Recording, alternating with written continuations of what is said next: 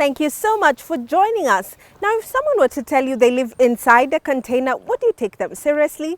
That's what we're talking about today, container homes, and they are made by Kenyans. We'll look at that a little later on, but for now, here is the Property of the Week segment.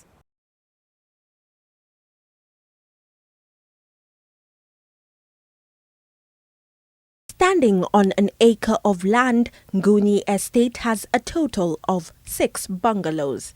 Each bungalow stands on an 1/8 acre with an independent title deed ready for transfer. Completed in early 2015, 80% of the units have already been sold off and an active residents association is in place. The steel front door is suitable for the warm Kiserian climate as it brings in natural light and an airy breeze when left open. Beyond its aesthetic value, this bay window offers lots of advantages, including a more spacious feel to the living room and actual addition of space that can be transformed into a sitting area to read the paper, drink a cup of coffee, or just gaze outside at the goings-on in your estate. This simple medallion, encased in gypsum cladding, sits on the well-done vista ceiling that's stylish, light and moisture-proof. The double archway will enable you to have open access to the whole space whilst retaining the ability to have 2 distinct spaces, that is, the living and dining area. Pedestal sinks are always a smart choice as they provide full-sized vanity. If you entertain a lot or like to feel connected to those in the next room, then this pass-through window will definitely come in handy. It will allow you to pass food easily from one room to the next while opening up both spaces by creating a lighter and airier floor plan. The kitchen walls are done in an interesting color palette. A strip of contemporary glass mosaic tiles adds a decorative touch. Soft touch MDF cabinets, pull-out drawers and shelves, towel rails and hooks add functionality to the cooking space.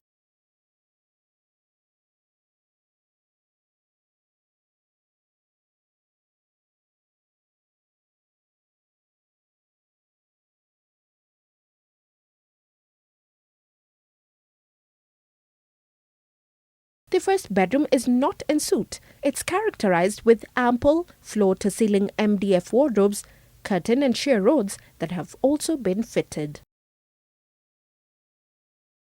There is a common bathroom right next to the room that can be shared with the visitors. The second bedroom is similar to the first with ample storage space to cater for whatever you will need to store. In the master bedroom, large windows let in abundant fresh air and light. A definite bonus in this room is the walk-in closet, which provides ample storage and can also be used as a dressing room.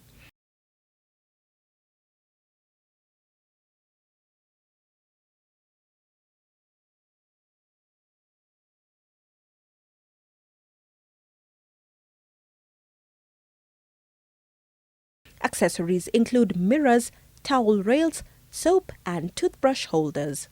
Electricity is prepaid. Each unit has a green area on either side of fine graded stone driveway which provides ample parking area. There is enough space here to put up a gazebo if you wish. Water is from a community borehole. Backup water is supplied by a 500-litre water tank that sits in the ceiling. In addition, this type of iron sheet roofing is excellent for water harvesting. The house is 5.6 million shillings negotiable, and if you buy to rent, you'll collect a monthly rent of 20,000 shillings. Kiserian is a prime residential area that has close proximity to social and economic amenities like major banks, supermarkets, schools and hospitals.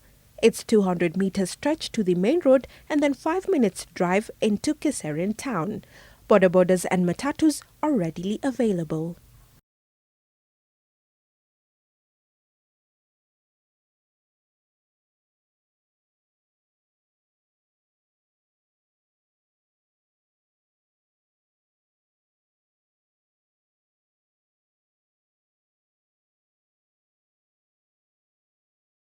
When choosing a sofa for your home, do you think about the design or the material? Well, that's what we're talking about today in our Property Essential segment, choosing the best suited sofas for your home.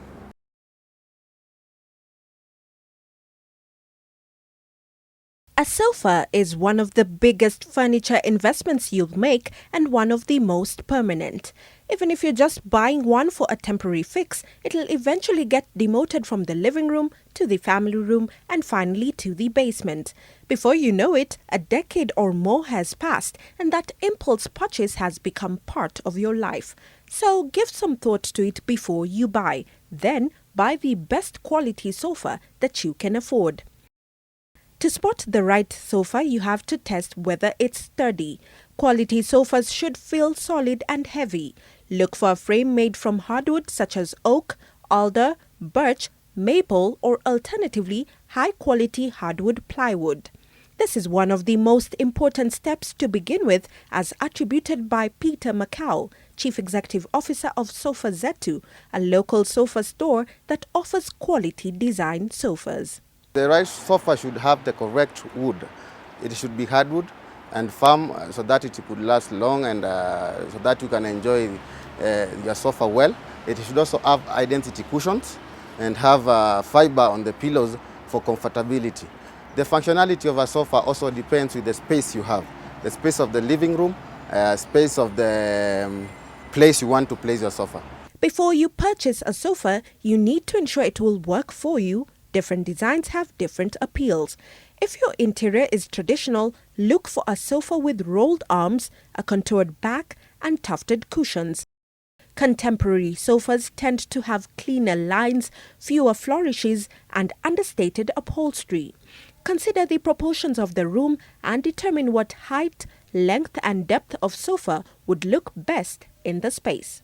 Different designs start from the armrests of the sofa, the footstands you put, the backrest. It depends with what you want now. There are sofas which have pillows on the backrest, sofas which are permanent back on the backrest, and we also have sofas which have permanent cushions and the removable ones. So it all depends with what you want, the functionality, what you want to use your sofa for, and from there now we can decide the best design for your sofa.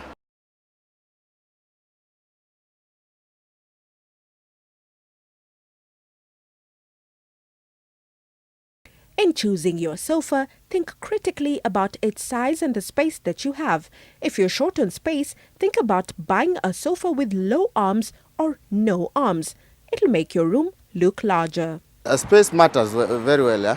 So that very much. So that when you have a small space, you can use a sectional sofa because it does not occupy much space, and they match well with small spaces. Yeah, it also depends with the armrests, the size of the armrests of sofas, because different designs have different sizes of armrests. And armrests, you can play around with them.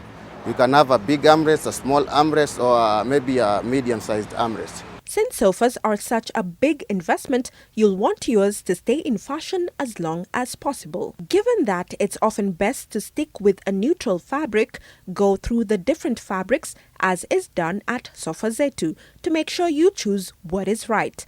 As a rule, synthetic fabrics are more durable, color-fast, and cleanable.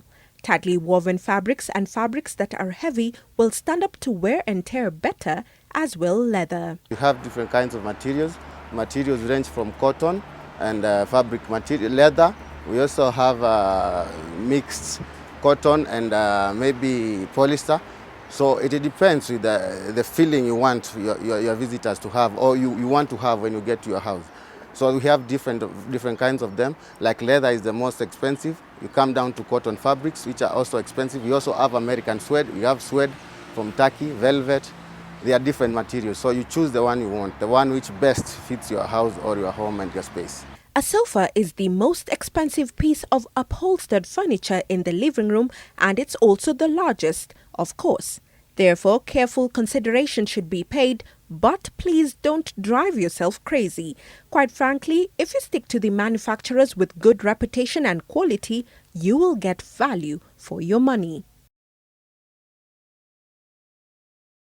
Don't forget you'll be using your sofa every day for the foreseeable future, so think about your day-to-day. Make sure your sofa reflects your personal style and is comfortable.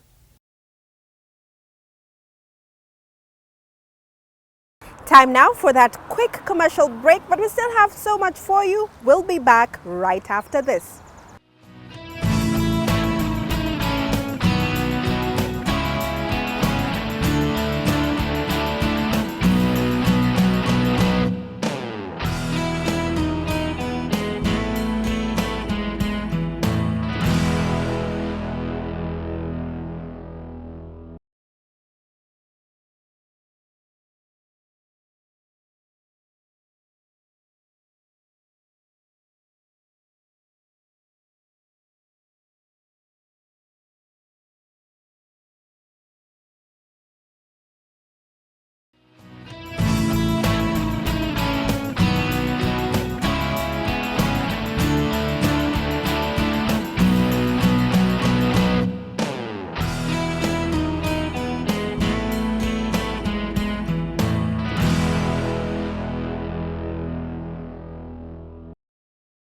Welcome back to the show. Now, many of you, when you're thinking about buying a home, you definitely have to budget for it because housing has become expensive.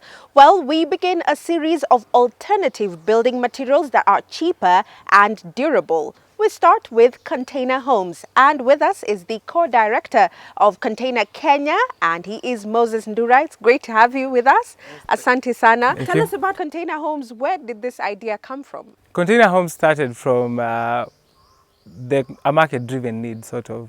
Clients used to come basically buying containers only because our core business was just selling containers. But then clients would come with modification reasons, like I want a window, a door, something like that. So we initially started with basics like verifying details about just fabricating a container. But with time, the need grew for more sophistication, like guys want offices, guys want homes.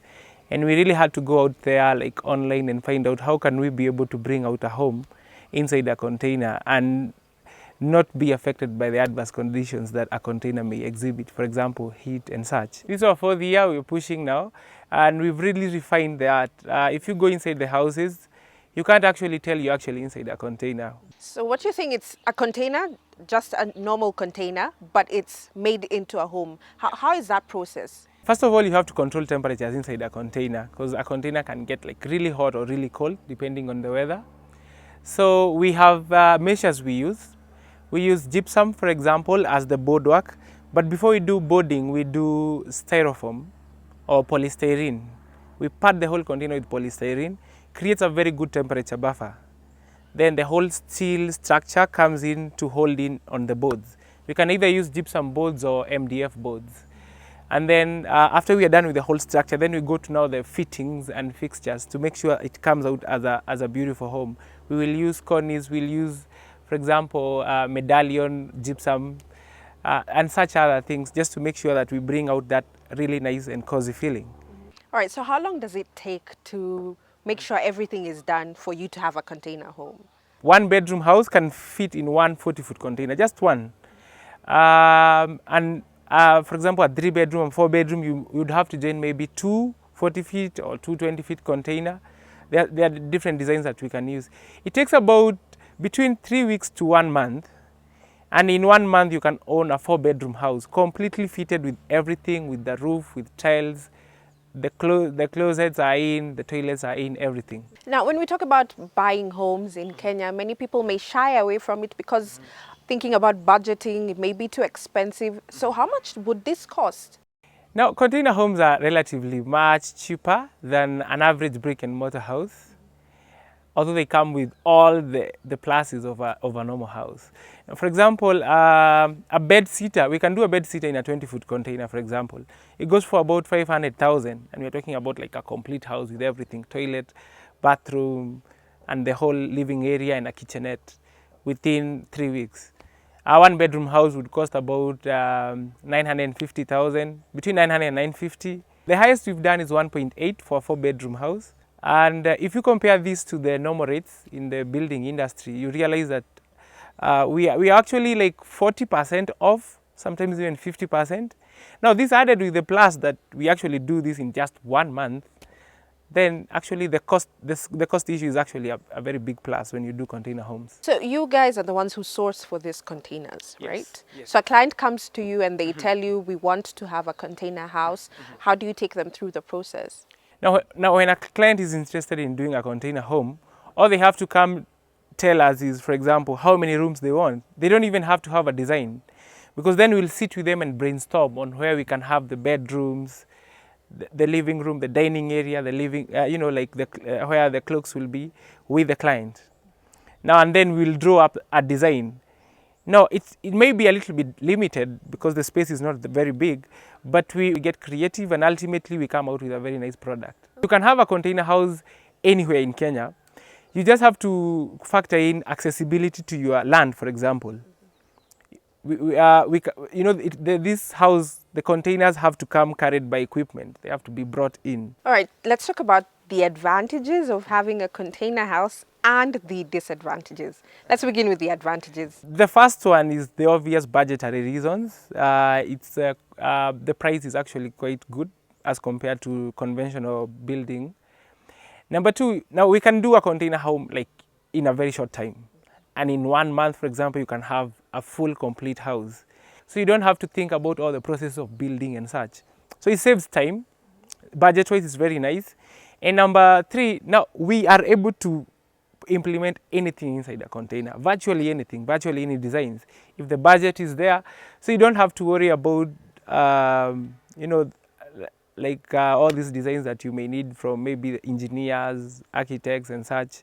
I would say that a disadvantage that I would say is the misconception in the market. That, like when people see you building a container house, people still have this perception that it's like a mabati house, that's not safe enough.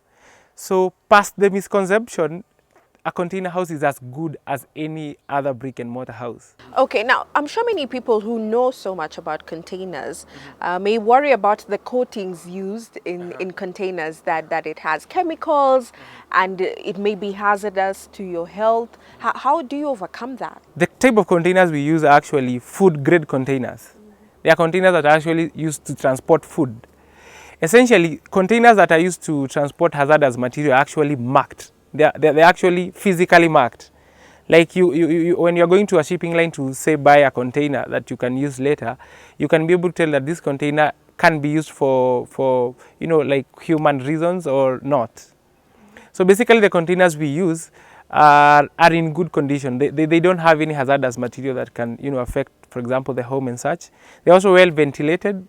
And of course there are measures that we use. For example, we'll paint the whole container after we are done with the container. We have insides, we have boards. Yeah, and as far as we've been doing this, we don't think we've not had any complaints yet. Okay, let's talk about legal matters in terms of the Public Health Act as well as the building code. They say that these kind of structures are temporary, and I'm sure you'd want to make them permanent. How are you going about that? Actually, the fact that container homes are temporary is actually a plus to us in a way and to our clients, because number one, the legal requirements are less. Like you don't need approvals to build a container house, because ideally it's a temporary structure. Now the fact that it's temporary has a disadvantage. For example, if you need financing, most institutions will shy away from that. Actually, it's not supported by the law. But then we have banks that are coming in and actually listening to clients. And if you can provide necessary collateral, say land, whatever logbooks you may have or whatever other collateral you may have, they still be admitted and you can be financed. Do you see this going far? Most people are looking for cheap ways of housing, and most people don't want to go through the whole process of standing in to make sure that the fundis don't steal your stuff, something like that. So when you go the container housing way, and you have a budget that you can put in, it's a very fast way of building, and it's also a very good way. And actually once you go inside a container house, you realize that actually they are much more cozy than most of the available housing options that are there. So if you go to a person who can do a very good container home, then you don't have to worry. It's a very good option. Thank you, Moses, for shedding light.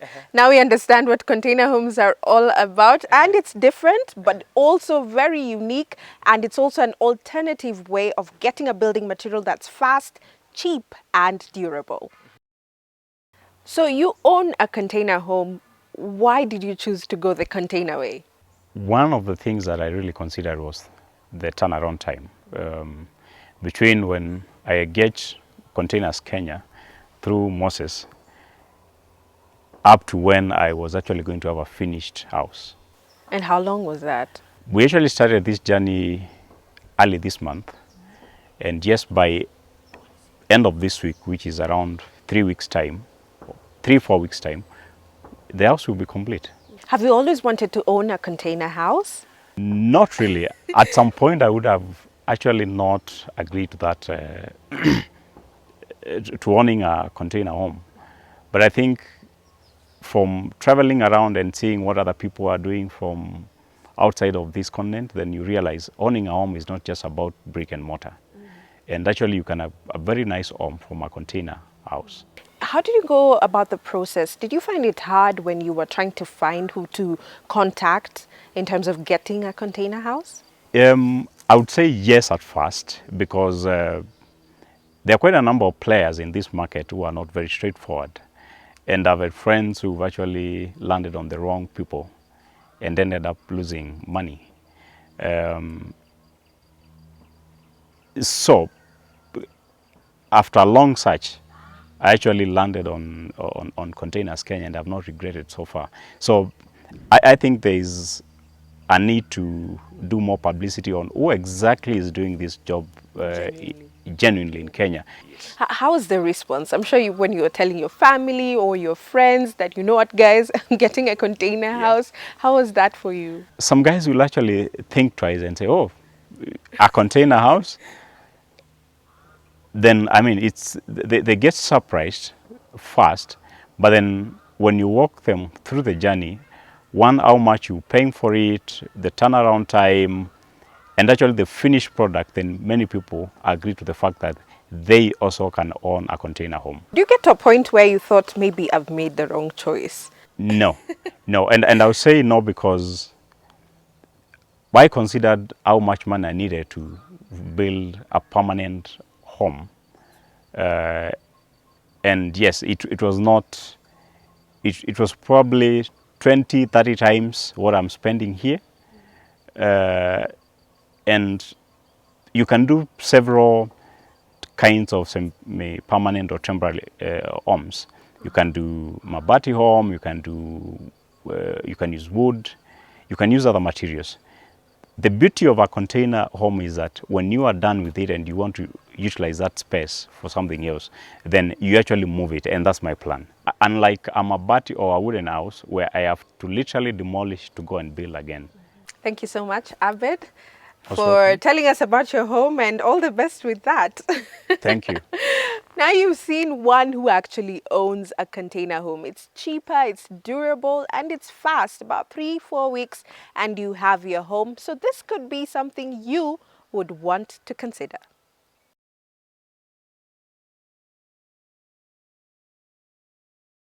And that's where we bring the show to an end. Thank you so much for watching. If you'd like to tell us about topics that you would like us to cover, talk to us on our social media platform. On Facebook, we are NTV Property Show, and on Twitter, our handle is @NTV Property Show. Also, you can call us. Our number is 0719 03 8847. We'll see you next Sunday.